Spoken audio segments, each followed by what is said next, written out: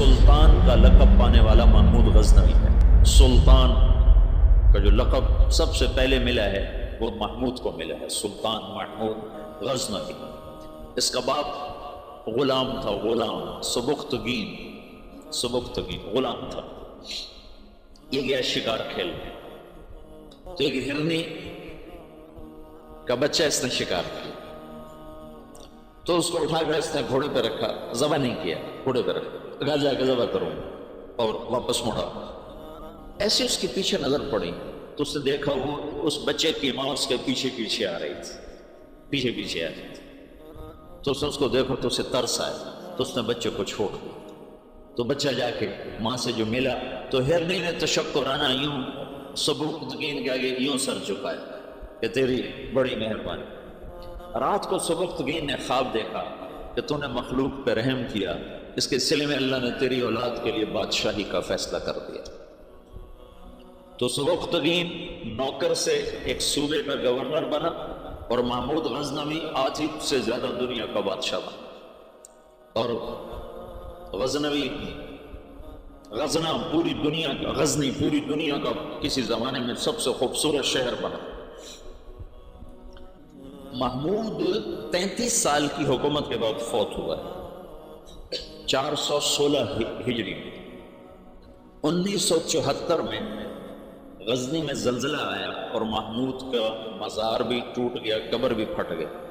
ظاہر شاہ کا مرحوم کا زمانہ تھا، تو اس نے قبر کو دوبارہ اور گنبد کو، مزار کو دوبارہ بنوانے کا حکم دیا۔ تو انہیں ساری قبر ساری قبر کھودی تو اندر کچھ بھی نہیں تھا، تو ان کو جستجو ہوئی، تو انہیں تھوڑا سا اور کھدائی کی، تو پھر نیچے سے ایک اور وہ لحد نکل آئی، لحد۔ وہ جو اس لحد میں اس کا تابوت پڑا ہوا تھا، لکڑی کا تابوت، صحیح سلامت، جیسے کوئی ابھی رکھ کر گیا، اور اس کو اس وقت قبر میں گئے ہوئے 1000 برس ہو چکے ہیں، 1000 برس۔ وہ لکڑی سلامت ہے تو ان کو جستجو ہوئی، جب لکڑی سلامت ہے تو اندر پتہ نہیں کیا ہوگا۔ تو ایک فرانسیسی انجینئر تھا، وہ کھول رہا، تو اس نے پیچ کھول کے جب ڈھکن اٹھایا تو بے ہوش ہو کے پیچھے گرا، یوں گرا۔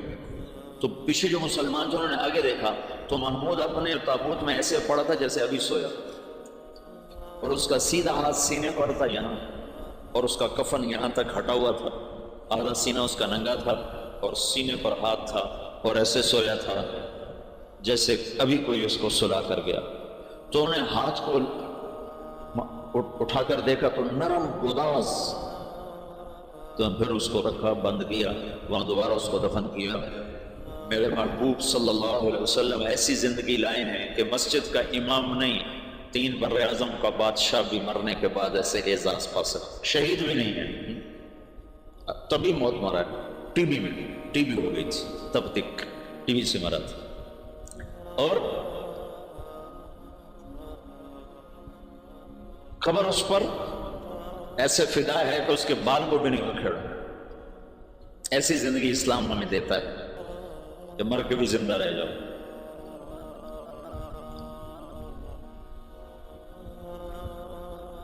تو شہاب الدین غوری پہلا بادشاہ ہے جس نے باقاعدہ، محمود کی مثال ہے جیسے کسی نے ہل چلا کر زمین برابر کر دی۔ اس کے پاس ایک شخص آیا کہ حضرت کا سلطان، میں بہت مظلوم ہوں، کیا ہے؟